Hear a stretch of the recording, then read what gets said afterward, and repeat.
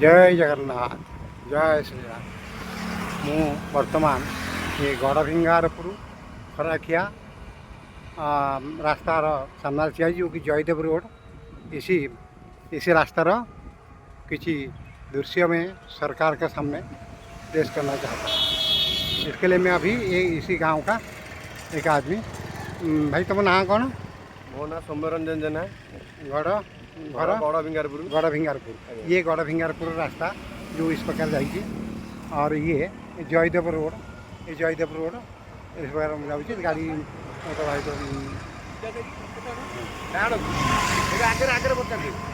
वर्तमान में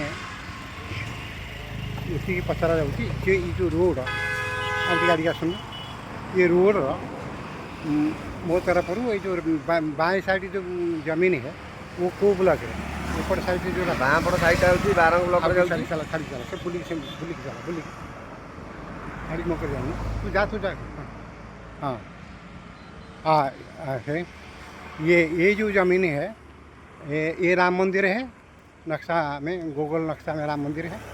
और ये जो ज़मीन है ये रास्ता का लेफ्ट साइड में वो बारंग ब्लॉक में है।